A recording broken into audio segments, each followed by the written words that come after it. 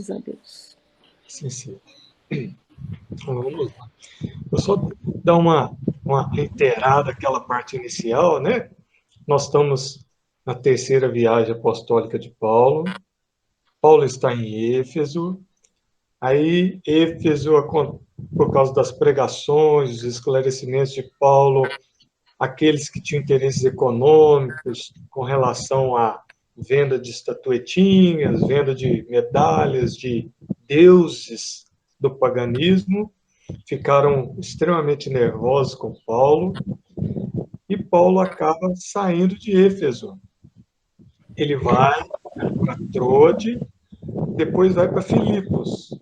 Em Filipos ele tem a grata surpresa de encontrar com Lucas, seu grande amigo. Lucas acha Paulo emagrecido, meio adoentado, já muito envelhecido pelas lutas do evangelho, mas ficam quietos, e Lucas vai com Paulo para Corinto. De Corinto, Paulo escreve a famosa carta aos Romanos, né? Isso em torno de mais ou menos 55, 57 depois de Cristo. E quando ele estava pronto em Corinto para ir para Roma, que era o seu interesse, pregar na capital do império, chega um pedido, né, de Jerusalém, de Tiago Menor para ele. O Tiago que tomava conta da igreja de Jerusalém, e relatando que existia uma perseguição muito ferrenha, tinha reiniciado com os cristãos, Pedro tinha sido banido de Jerusalém, e aí Paulo resolve, ao invés de ir para Roma, para onde ele tinha enviado a carta, ele resolve voltar para Jerusalém. Mas, nesse caminho, ele vai passando novamente pelas cidades e volta em Éfeso, que é esse momento que nós estamos. Ele vai se despedindo das cidades, porque na cabeça dele ele não ia voltar mais naquelas cidades ali à beira do mar Egeu. E realmente ele não voltou mais, né? Então ele pega o caminho, até interessante no Paulo Estevão, que ele com o Tiago Menor tiveram problemas, eles não eram muito afins. E Paulo começa a pensar se ele realmente deveria ir para Roma ou deveria ajudar a igreja de Jerusalém, conforme o pedido de Tiago. E aí vem na cabeça dele o Evangelho de Lucas falando para ele reconciliar com seus inimigos. E Paulo desiste realmente de ir para Roma nessa época e toma o rumo de Jerusalém. Mas no caminho ele vai despedindo das cidades e ele chega em Éfeso de novo. Linda a descrição desse retorno dele em Éfeso, da recepção.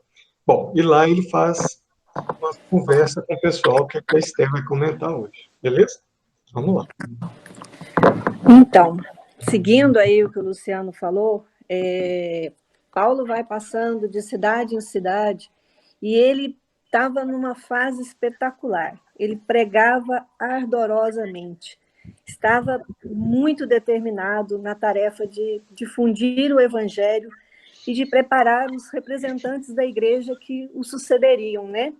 Porque na cabeça dele, né, ele acreditava que ele não mais voltaria àqueles lugares e que lá em Jerusalém, muito provavelmente, ele seria perseguido e morto. E por causa da forma dele de levar o evangelho, né, de seguir junto com os gentios, da sua simplicidade. E ele tinha muita urgência, ele estava sob um forte poder do Espírito Santo, tanto que tem o episódio que acontece em Troade, que ele devolve a vida a um jovem que dormiu e caiu da janela durante a pregação dele. É uma coisa linda, fantástica, porque ele não se apavora, a multidão se apavora e ele fica tranquilo e ressuscita, né? Eu acho que a gente pode falar de ressurreição nesse caso. E ele mesmo sendo um homem forte e muitas vezes duro, né? Igual com Tiago, né, que ele tinha suas diferenças, mas nesse período ele se mostrava muito amoroso, muito generoso, muito fraterno. E ele evangeliza a todos, pede conversão e está ciente de que fez o seu melhor. Ele está com a consciência tranquila e está em paz consigo mesmo. Ele tem a certeza que serviu humildemente a Deus, que deu testemunho com a própria vida. Nenhum bem material, nada, nenhum conforto, mas ele dizia que tinha, que Deus lhe proveu do necessário para ele e para os companheiros dele, que isso era suficiente. E depois de todo esse testemunho, de toda essa caminhada, essa evangelização, ele deixa a frase que é o tema que Kardec propõe para a gente hoje, que mais bem-aventurado é dar que receber. E ninguém melhor do que ele podia proferir isso, porque ele testemunhou, na realidade, tudo isso. Ele foi, sem dúvida, o maior exemplo de doação, de fraternidade, de renúncia e de amor ao próximo que a gente pode encontrar no Evangelho. Então, a partir disso, eu acho que a gente precisa, a exemplo de Paulo, aprender a nos doar. Nunca perder essa ligação com o que é eterno, com o que vem de Deus, com o que vem do alto, com as coisas espirituais. E Deus, ele vai providenciando as coisas que a gente precisa. A gente não precisa preocupar muito em conquistar muita coisa, que Deus vai providenciando o que é necessário na nossa vida.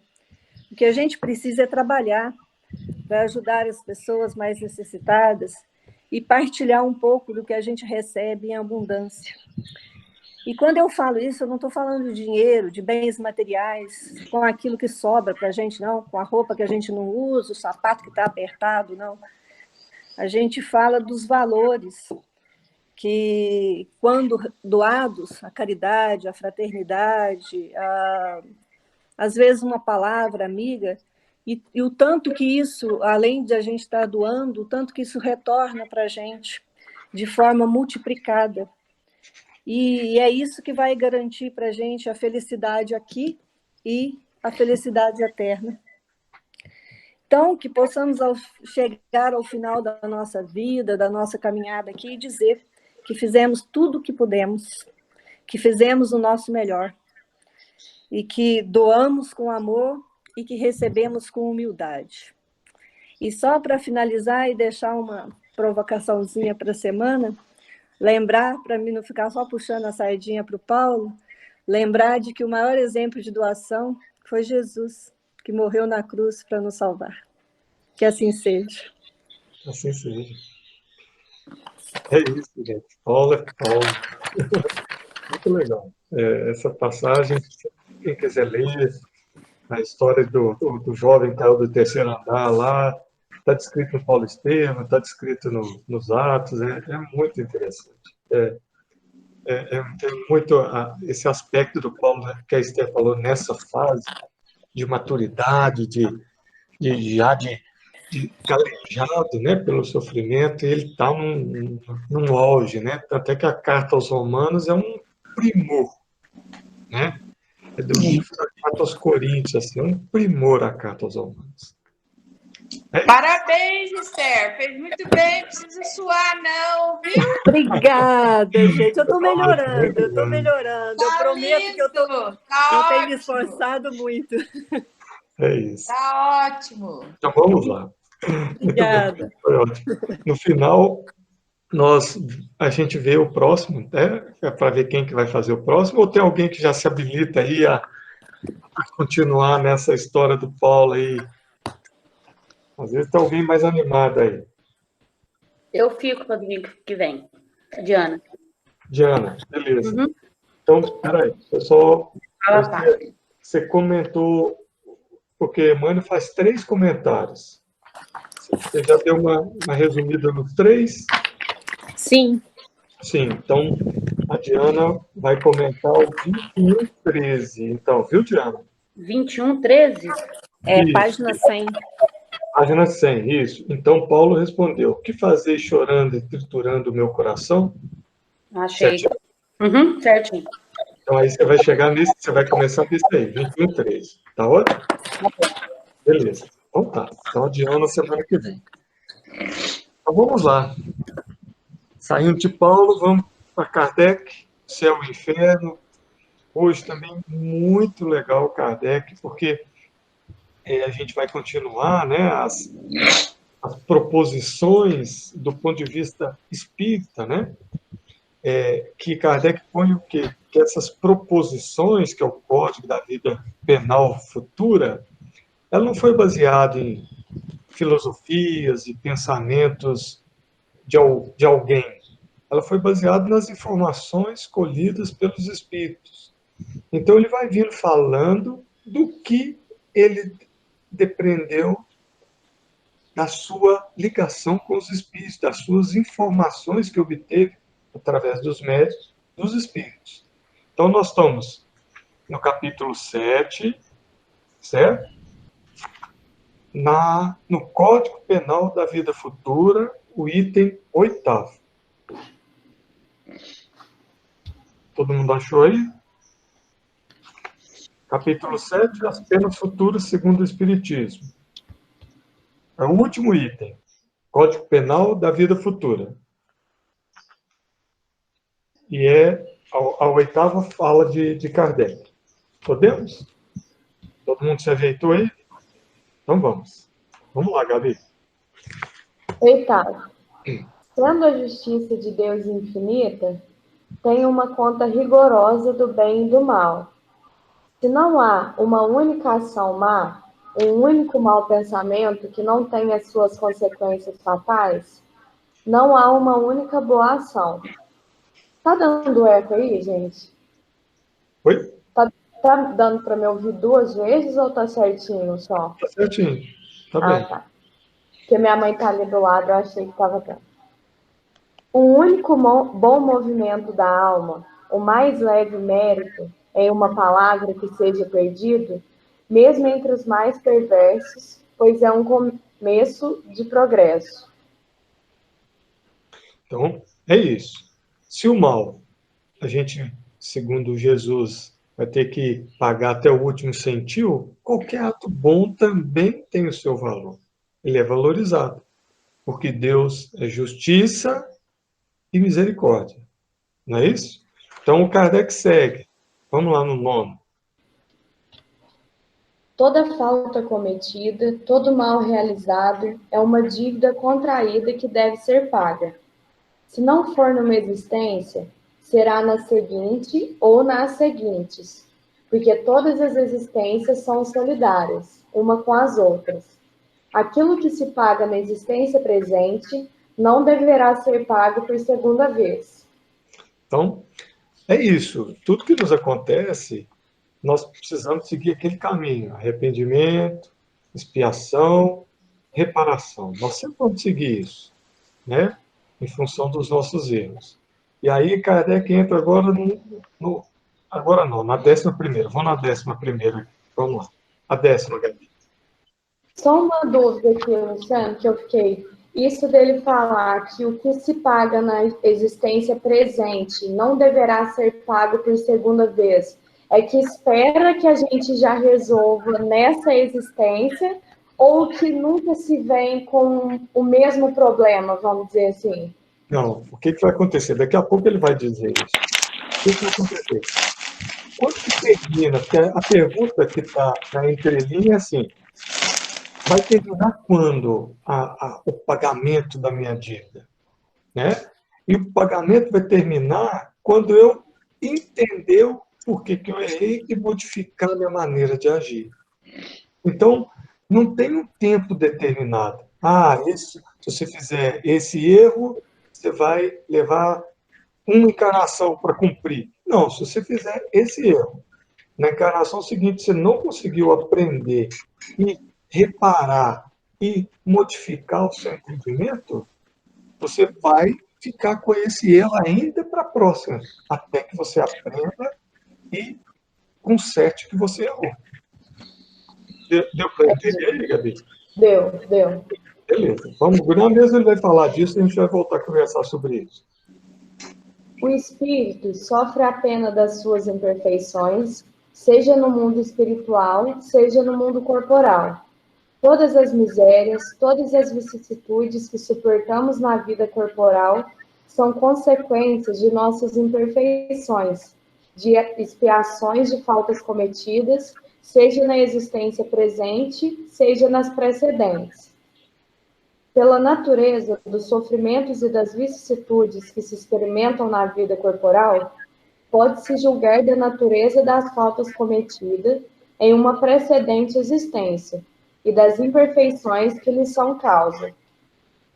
Então, Emmanuel fala uma coisa que é muito interessante, que as provações que passamos agora, as provações complicadas, as provações difíceis, as provações dolorosas, são consequências de erros do passado.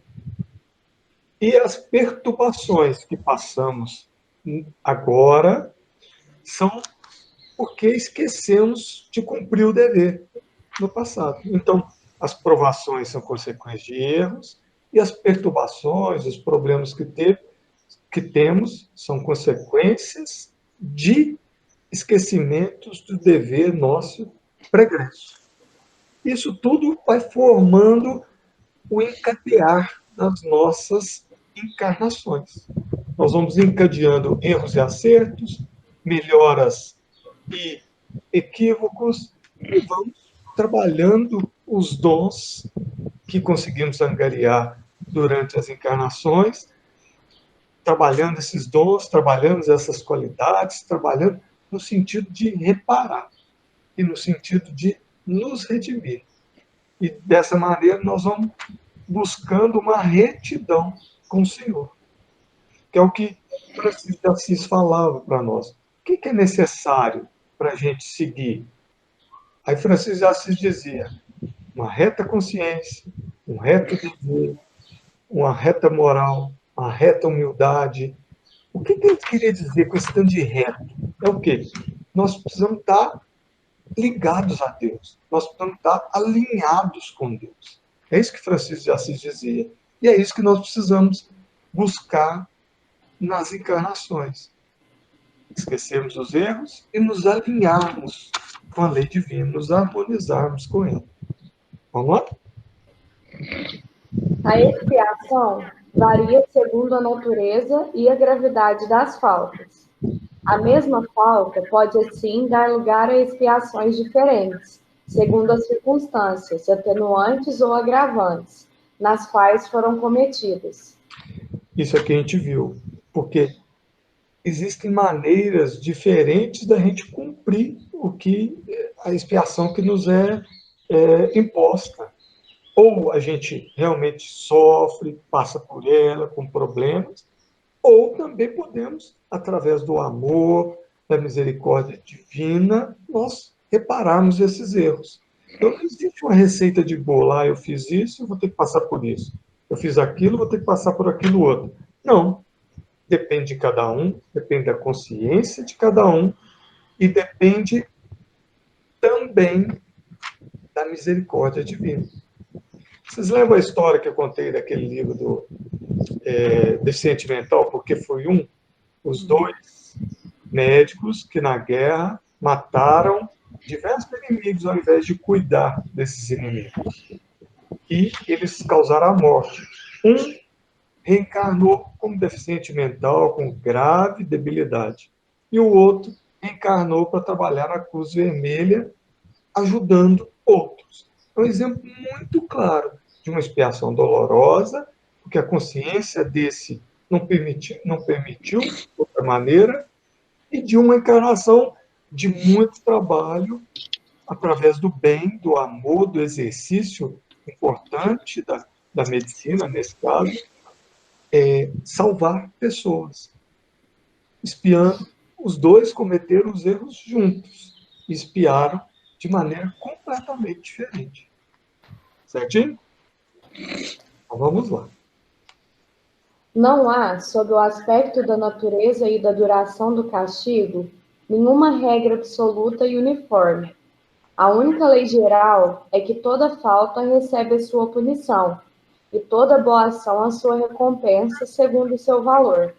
Lê o 13 e o 14, porque vai completando essa aí, Gabi. Vamos lá. A duração do castigo está subordinada à melhoria do espírito culpado. Nenhuma condenação, por tempo determinado, é pronunciada contra ele. O que Deus exige para pôr termo aos seus sofrimentos é uma melhoria séria, efetiva e um retorno sincero ao bem. O espírito é, assim, sempre o árbitro da sua própria sorte. Pode prolongar os seus sofrimentos pelo seu endurecimento no mal, abrandá-los ou abreviá-los por seus esforços para fazer o bem. Uma condenação por um tempo determinado qualquer teria o duplo inconveniente ou de continuar a ferir o espírito, que teria se melhorado, ou de cessar quando este ainda estaria no mal. Deus, que é justo, pune o mal quando ele existe, e cessa de punir quando o mal não existe mais. Ou, se sequer, sendo o mal moral por si mesmo uma causa de sofrimento, o sofrimento dura tão longo tempo quanto o mal subsista. A sua intensidade diminui à medida que o mal se enfraquece. Lê o 14 aí, Gabi. Tá bem. Isso finaliza. Uhum. Estando a duração do castigo subordinada ao melhoramento, disso resulta que o espírito culpado, que não se melhora nunca, sofrerá sempre, e que para ele a pena seria eterna. Vamos lá. Aí, viu, Gabi, como é que eles dizem aqui? Depende do espírito. Quando o espírito entende que errou, reparou o erro e entende o que levou a ele aquele erro e que ele começa a modificar o seu comportamento, a sua expiação começa a passar.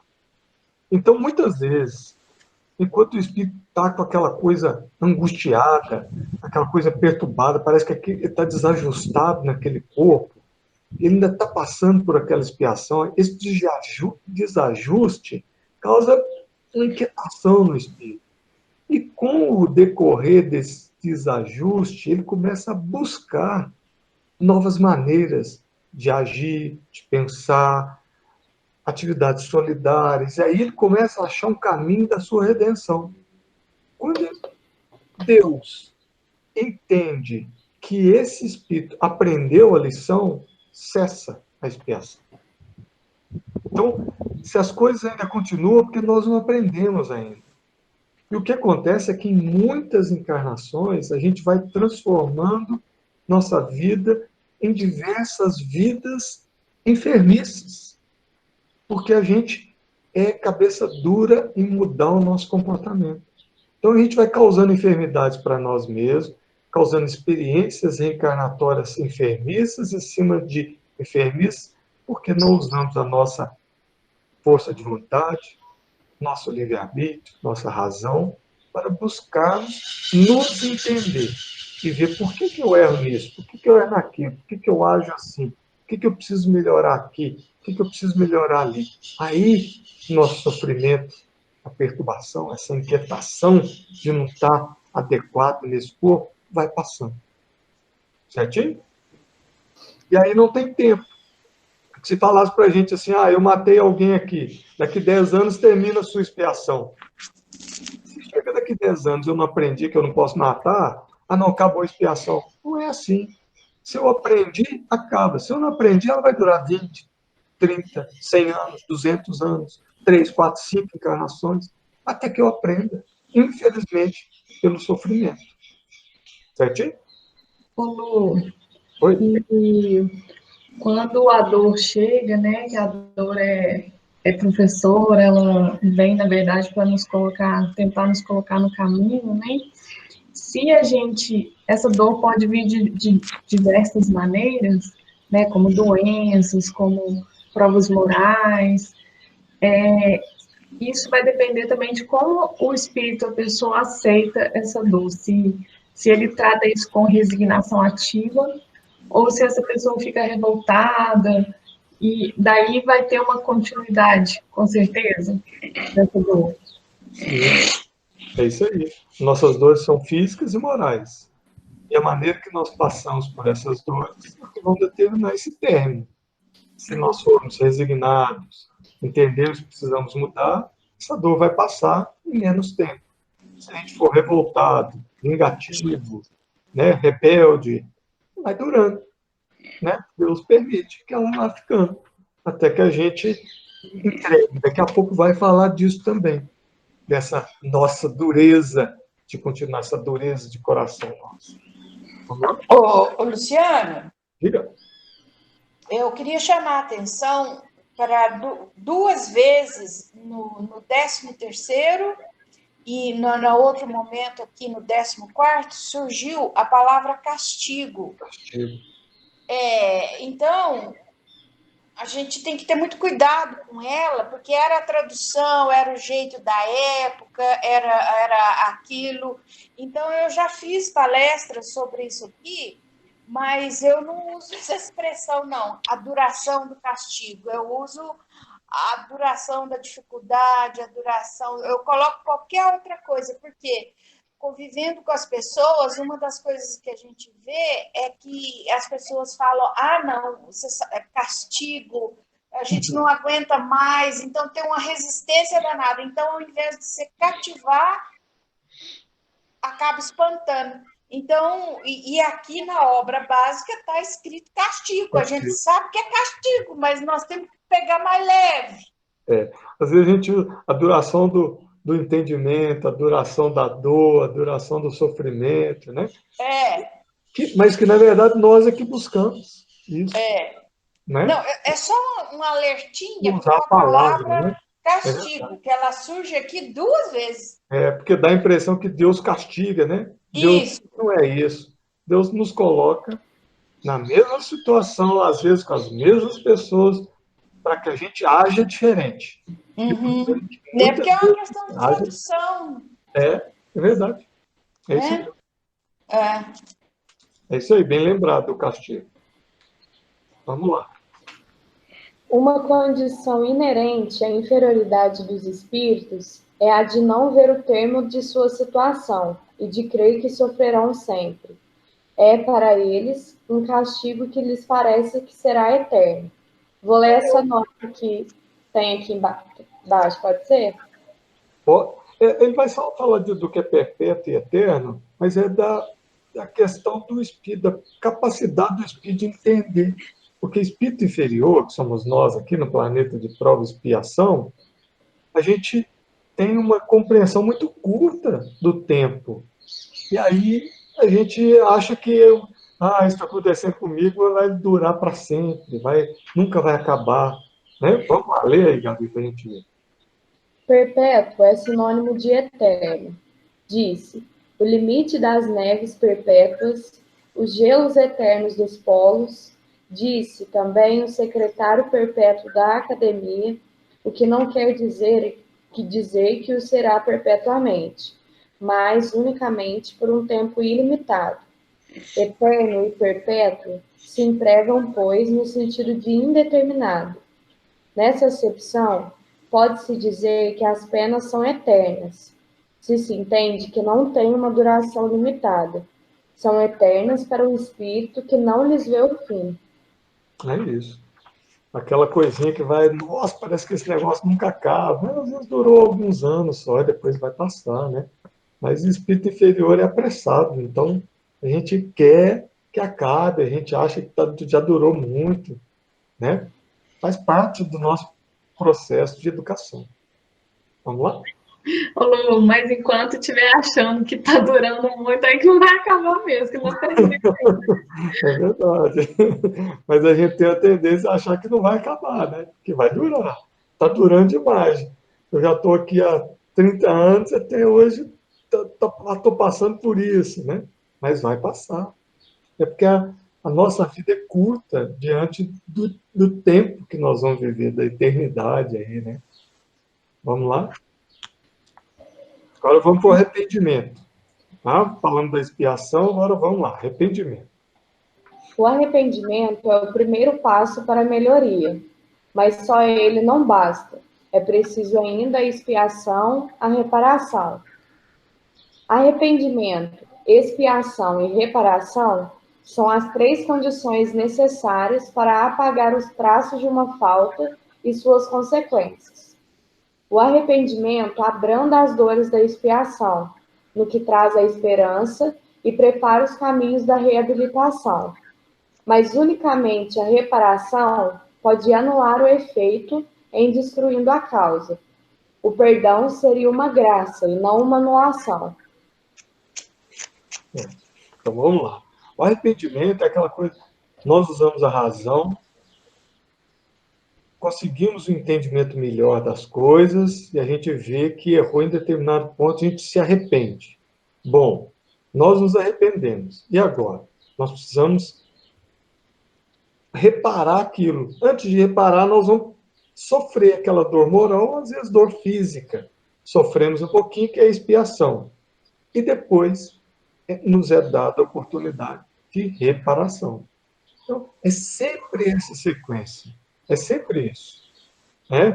E é legal que, quando a gente fala em perdão, né, Francisco de Assis dizia que perdão é a paz e a felicidade. Perdão é a consciência tranquila do dever cumprido. Né? E ele ainda estendia que perdão é o refrigério daquele que agrediu, quando você perdoa. Então, perdão, ele ameniza, ele é a calmaria para aquele sofredor que agrediu. Né? Mas, da mesma maneira, é a paz e a felicidade para aquele que perdoa, para aquele que se liberta da vingança, do ódio, da raiva. Certinho? Vamos lá? Ô, Luciano, Oi? é possível, a reparação pode ser feita da mesma reencarnação do erro? Pode. Ou da pena? Sim. Sim. Às vezes você errou, você se arrepende, aqui mesmo você já expia e já consegue reparar o erro. Isso depende da nossa boa vontade, da nossa consciência, do dever, de que nós fizemos. Sim, com certeza. Ei, Luciano, mas esse arrependimento, ele, enquanto se a consciência não estiver desperta, a gente não consegue arrepender. Ainda é comum a gente ouvir assim: eu fiz uma ação não muito boa lá 10 anos atrás, e se eu voltasse naquele tempo eu fazia tudo de novo. Aí não é arrependimento, né? Não é. É a nossa imperfeição. É orgulho, é tudo. São as nossas reincidências em situações enfermiças, em encarnações enfermiças, por conta da nossa dureza. Exato. Até chegar na fase do arrependimento sincero, que acarreta mesmo ali a libertação, às vezes muita água tem que rolar. Sim. É quando o Paulo, acho que eu não lembro a carta que ele escreveu, todo aquele que pratica o pecado é escravo do pecado. Ou seja, se nós trocarmos o pecado, todo aquele que pratica o erro, todo aquele que é escravo do erro, até que ele repare aquele erro.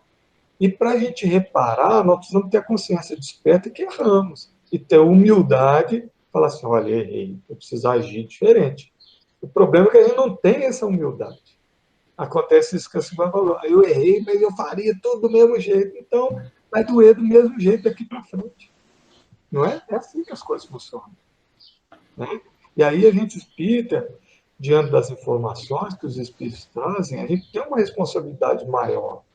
Porque os espíritos já voltaram e nos disseram, olha, não façam dessa maneira, porque acontece isso, isso e isso.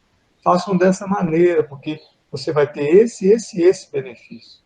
Nós ainda temos isso, os espíritos voltaram e nós vamos ver isso aqui daqui a pouquinho, no céu e inferno, os depoimentos. Acho que está todo mundo esperando, né? Os depoimentos dos felizes, dos moderados e dos que desencarnaram em situação ruim. Eu acho que esses depoimentos vão ser extremamente importantes para a gente entender como é que as coisas funcionam no plano espiritual. Certinho? Vamos lá? O arrependimento pode ocorrer em qualquer parte e em qualquer tempo. Se é tardio, o culpado sofre por mais tempo. A expiação consiste nos sofrimentos físicos e morais, que são a consequência da falta cometida, seja desde a vida presente, seja depois da morte na vida espiritual, seja em nova existência corporal, até que os traços da falta tenham se apagado. A reparação consiste em fazer um bem àquele que se fez o mal. Aquele que não reparar os seus erros nesta vida, por impossibilidade ou má vontade, se reencontrará numa existência ulterior, em contato com as mesmas pessoas que tiveram do que se lastimar dele, em condições escolhidas por ele mesmo, de maneira a poder provar-lhes o seu devotamento e fazer-lhes tanto bem quanto lhes seja feito de mal. Aí, Estel, falou das duas coisas. Espiar no erro aqui na encarnação atual e reparar no erro aqui na encarnação atual. Mas muitas vezes nós deixamos para depois. Aí a gente não espia aqui, ou já começa espiando aqui, mas vai levando a expiação para frente por causa disso aqui, ó. Quanto mais tempo nós levarmos para arrepender, mais tempo nós vamos se sentir culpados pelo aquele erro e vamos sofrendo, até que esse sofrimento realmente fique insuportável e modifique o nosso eixo e falar, agora chega, agora cansei, agora vai ser diferente. Mas é muito triste, né, quando a pessoa tem a oportunidade, né, vê ali a oportunidade do arrependimento, da reparação, e deixa esse momento passar por orgulho, talvez, porque a gente vê em alguns livros, também depoimentos, né, de pessoas que deixaram passar esse tempo que ele poderia ter reparado, e depois, no plano espiritual, não consegue encontrar com a pessoa. Isso. Né? E aí vai ter que aguardar anos a fio até encontrar com aquela pessoa novamente para poder reparar. A gente viu isso no Paulo Estevão aí, ó. Quando Tiago menor, que não era muito afim de Paulo, não era, os dois tinham suas divergências, pediu ajuda a Paulo, e Paulo queria ir para Roma. Paulo, no livro Paulo e Estevão, fala que Paulo senta para orar, abre o evangelho, cai na passagem de Lucas que fala, reconcilie com o teu inimigo, enquanto vocês estão juntos na mesma jornada. Aí Paulo desiste de ir para Roma, por enquanto, e vai para Jerusalém ajudar Tiago a resolver os problemas lá com o Sinédrio. Então, a gente vê Tiago pedindo ajuda para Paulo, né, que já provavelmente foi difícil para Tiago, já é uma fase de maturidade do Tiago também, o Tiago menor nesse caso, né, que o maior já tinha sido martirizado, e Paulo, dentro da sua madureza, da sua grandeza, exemplificando aquilo que ele pregava, que é o perdão, que é a fraternidade, que é a solidariedade. Olha que dois exemplos fabulosos que esses dois apóstolos deram. Tiago menor e Paulo, apóstolo dos gentios. Certinho? Vamos lá? Nem todas as faltas acarretam um prejuízo direto e efetivo. Nesse caso, a reparação se cumpre, fazendo o que se devia fazer e não se fez, cumprindo os deveres que foram negligenciados ou desconhecidos, as missões em que se faliu, praticando o bem em sentido contrário àquilo que se fez de mal, quer dizer, sendo humilde onde se foi orgulhoso, brando onde se foi duro, caridoso onde se foi egoísta, benevolente se foi malévolo, trabalhador se foi preguiçoso, útil se foi inútil, moderado se foi dissoluto, de bom exemplo se deu maus exemplos, etc. E é assim que o espírito progride, aproveitando o seu passado. É isso. Ó. Nós praticamos atitudes, pensamentos, modos de agir equivocados, e aí a gente tem a possibilidade de entender com esses equívocos e começar a fazer o oposto. É dessa maneira que nós vamos crescendo e vamos cumprindo a lei do progresso do Kardec. Né? Essa lei, quer dizer, a lei moral que Kardec trouxe para nós, que é uma lei divina, essa lei do progresso. Né? Então, a gente vai progredindo, na medida do tempo que nós vamos analisando nossos erros, analisando o nosso comportamento. Nós precisamos ter essa clareza, gente, de analisar o nosso comportamento. Isso é, a razão tem que nos dar isso, para a gente analisar o comportamento e buscar uma coisa diferente, né? Isso é que vai nos trazer liberdade e felicidade, ou seja, o senso do dever cumprido, o senso da conquista daquela qualidade que nos faltava, e não nos entregarmos à nossa personalidade, que tanto faz a gente errar. Beleza? Vamos lá. Vou ler esse comentário aqui, tá, Luciano? De baixo. Tá, beleza, vamos lá. A necessidade da reparação é um princípio de rigorosa justiça, que se pode considerar como sendo a verdadeira lei de reabilitação moral dos espíritos. É uma doutrina que nenhuma religião ainda proclamou. Entretanto, algumas pessoas a repelem, porque achariam mais cômodo poder apagar as suas faltas pelo simples arrependimento, que não custa senão palavras, e com a ajuda de algumas fórmulas. Permita-lhes se crerem quites. Verão mais tarde se isso lhes basta.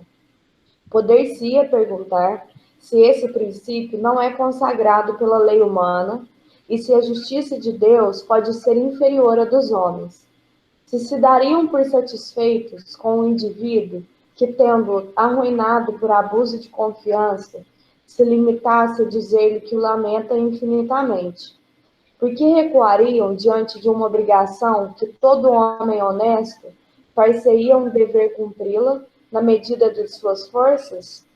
Quando essa perspectiva da reparação estiver inculcada na crença das massas, será um freio bem mais poderoso do que o inferno e das penas eternas, porque diz respeito à atualidade da vida, e o homem compreenderá a razão de ser das circunstâncias penosas em que está colocado.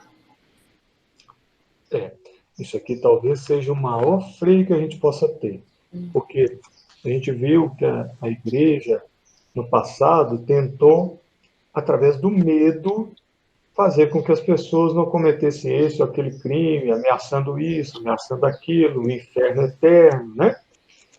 A pena eterna.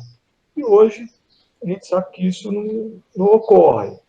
Mas também falta colocar na cabeça das pessoas que o erro vai se fazer necessário depois uma reparação daquele erro. Isso que a gente não tem na cabeça ainda, né? Muitas vezes o que? Eu errei, eu vou rezar isso, eu vou entregar pão para os pobres, eu vou fazer qualquer dessas coisas. Mas, dessa maneira, eu não estou reparando o erro que eu fiz com o meu irmão que está aqui do lado. E aí a coisa não vai funcionar. Quando esse senso de responsabilidade, esse senso de responsabilização pelo erro começar a ficar na nossa cabeça, nós vamos nos frear. Porque aí, opa, se eu fizer isso, depois eu tenho que consertar. Aí a coisa fica estranha, porque a gente vai começando cada vez mais a ter responsabilidade por nós mesmos, por nossos atos.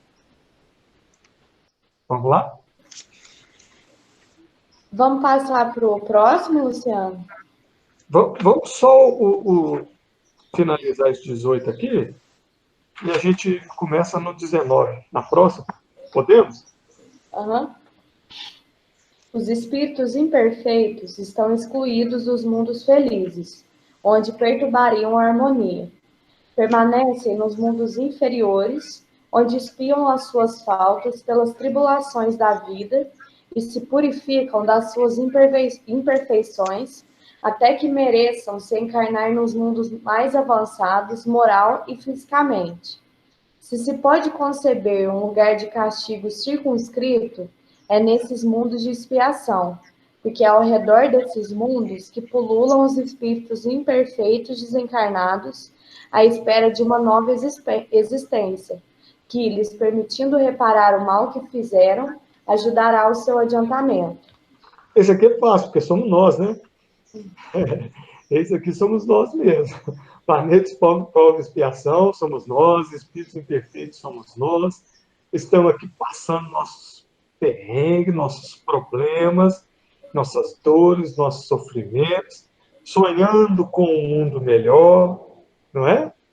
E temos um monte de espírito em volta de nós, alguns nos perseguindo porque já erramos com eles em outras oportunidades, outros querendo voltar para ter a oportunidade que nós estamos tendo, e muitas vezes nós não valorizamos essa oportunidade. Então, esse 18º aqui, assim, é um chapéu para nós. É isso. A gente analisar bem, nós estamos aqui, somos nós aqui. E o que nós estamos fazendo com essa oportunidade? É isso. Nós vamos continuar trazendo enfermidade para a nossa vida, ou nós vamos começar a trabalhar virtudes eternas, essas coisas que vão nos fazer elevar para mundos melhores, mais felizes. Essa é a escolha nossa. Beleza? Certinho, gente? Então, semana que vem a gente começa no 19, pode ser? Certinho. Semana que vem a gente começa no 19. Vai até o 33 aqui, viu, gente? Depois a gente começa nos anjos, nos demônios, depois vamos nos depoimentos. Tá bem? Então, semana que vem a gente começa no 19. E no Livro dos Espíritos, vamos lá trocar o Livro dos Espíritos, nós estamos no 570. Certinho? Todo mundo abriu aí? Vamos lá. A gente achar aí no Livro dos Espíritos 570 para a gente começar.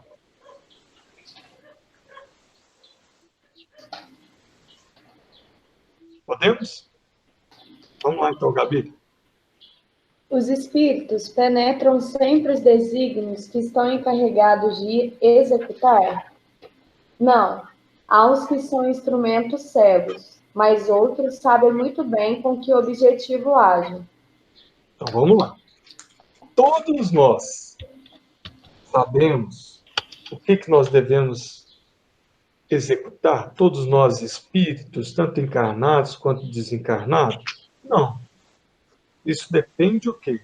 Do grau de elevação dos espíritos, do grau de discernimento, do grau de despertamento espiritual de cada um de nós. Então depende do quê? Da nossa consciência desperta, da nossa lucidez espiritual. E aí a gente começa a perceber se nós estamos cumprindo nossa tarefa ou não. Certo? Então, porque se a gente não começa a prestar atenção nisso, às vezes a gente começa a seguir coisas ou determinadas pessoas ou comportamentos que seriam aqueles que são cegos guiando cegos. Não é? Aí o que vai acontecer? Cegos guiando cegos. Vamos cair os dois juntos no abismo.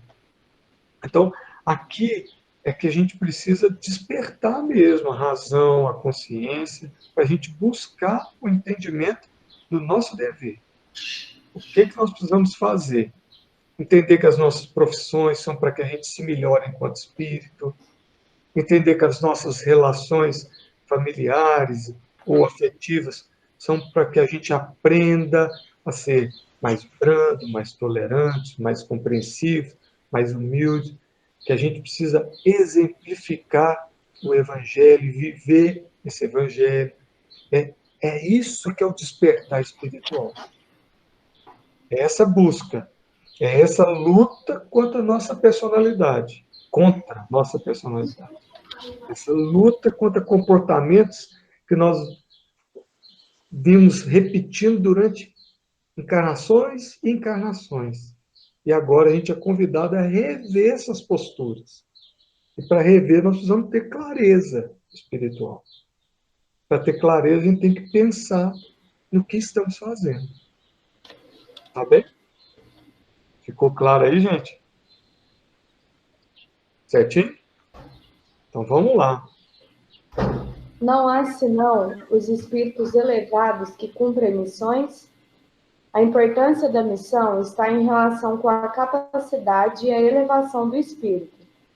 O estafeta, que leva um despacho, cumpre também uma missão, mas que não é aquela do general. Então, aqui. Estafeta é um mensageirozinho, né? O simples mensageiro. E aqui, quando ele põe não é senão os espíritos elevados que cumprem missões, o que ele está perguntando? Só os espíritos elevados cumprem missões? E aí Miramês é muito legal nesse ponto, que Miramês põe o seguinte: todos nós temos missões a cumprir. Cada um de nós tem a missão. Nenhuma missão é mais importante que a outra. A missão do general é tão importante quanto a missão do recruta. Por quê? O ser general precisa que ele tenha e desenvolva determinadas habilidades, mas contenha as suas más tendências. E o ser recruta significa o quê? Aprendizagem, mas que também contenha determinadas tendências. Então, todos nós temos missões. E talvez a maior missão que a gente precisa ter é a gente aprender a respeitar o outro e a trabalhar para o bem comum. É isso que é o nosso, é o cerne, talvez, da missão de todos nós. Respeitar os que estão conosco, ajudar quando for possível e trabalhar para esse bem comum, para que todos melhoremos juntos. Né? É interessante que Miramês tem uma frase de Jesus, quando Jesus diz: eu envio como cordeiro no meio do lobo. O que Jesus está falando? Não, é para vocês serem trucidados? Não. Cordeiros seriam aqueles seres que são mais evangelizados. São muito próximos do aprendizado do Evangelho, essa vivência do Evangelho, está enviando para que eles exemplifiquem no meio daqueles que ainda estão muito brutalizados, muito ignorantes ainda das coisas de Deus, e é exatamente com esses que a gente precisa ter mais compreensão, com os que são mais arredios às coisas de Deus. Ô, Lu, o seu áudio está muito ruim. Hã? O seu áudio ficou muito ruim. É? Mas ficou ruim para todo mundo? Agora ficou normal. É? Então vamos lá. Então, o cordeiro, quando Jesus fala, eu te vi como cordeiro no meio dos lobos, é para isso. O cordeiro é aquele que já está um pouco evangelizado, já aprendeu um pouco, já caminhou um pouco do entendimento das coisas de Jesus, do Evangelho, de ser luz do mundo. E ele é colocado no meio de lobos, que são seres ainda muito grosseiros, muito ignorantes, muito desconhecedores das coisas de Deus. E esses cordeiros, que já conhecem alguma coisa do Evangelho, precisam ser mais compreensivos ainda com aqueles que ainda não conhecem nada do Evangelho.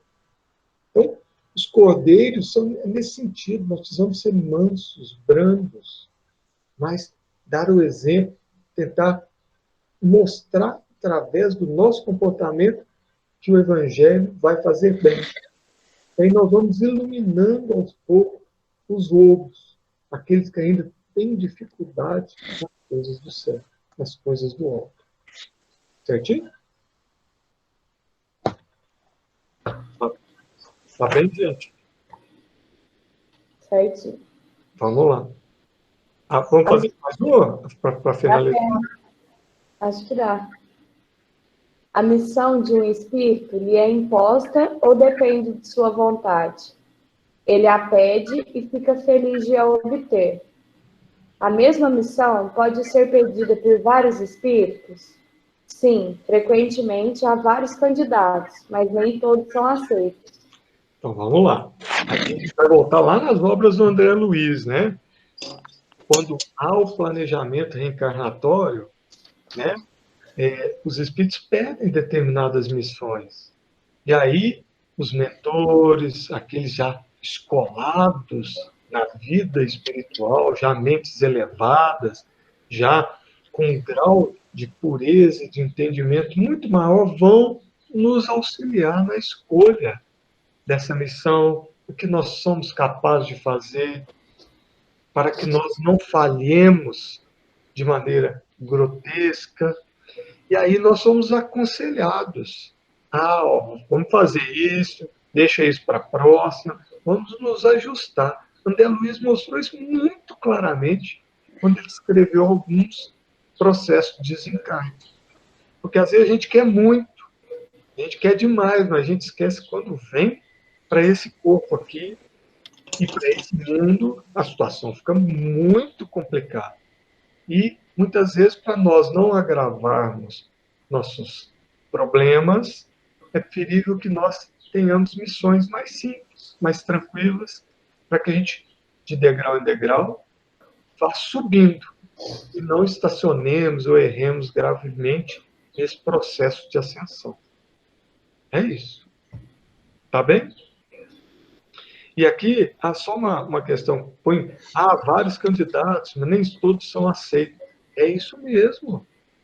É porque às vezes a gente fala, quando a gente pensa em planejamento reencarnatório, a gente fala assim, eu quero isso, eu quero aquilo, o outro quer isso, quer aquilo. Mas há um processo de seleção e só os mais bem preparados é que são aceitos para continuar a um processo de reencarnação.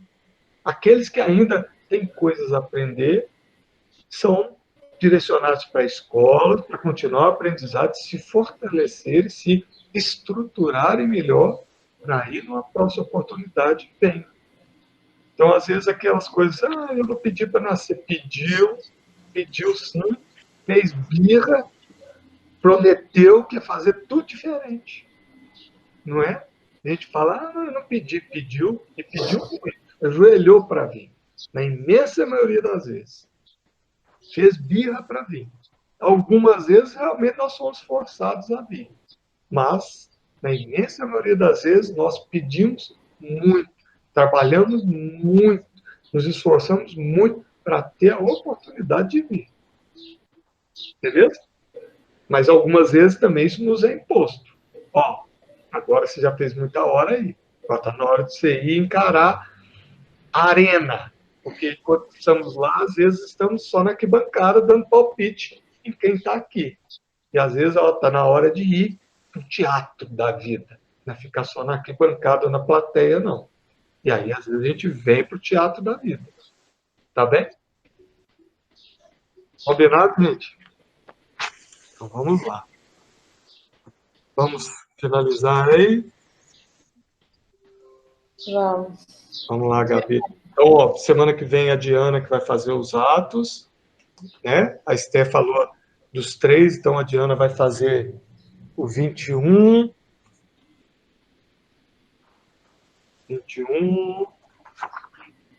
13, né, Diana? Isso mesmo.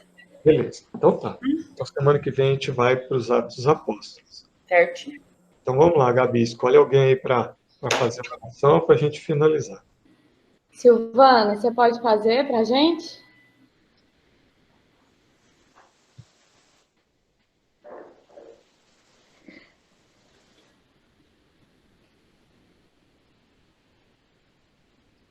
Silvana, seu microfone está desligado.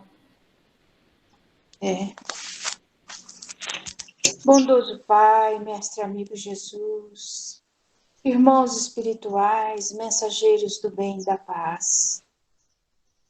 Como é bom podermos vivenciar, estar entre amigos, irmãos de fé, conversando, estudando sobre tão grande conteúdo literário, mas que é toda a nossa prática de vida. Que todo esse conhecimento aqui estudado possa ir lento ou gradualmente adentrando o nosso psiquismo e a cada dia a gente possa lembrar um pouquinho, praticar um pouquinho e irmos nos tornando pessoas melhores. Melhores com a gente mesmo, melhores com a nossa família, melhores com o nosso bairro, a nossa cidade.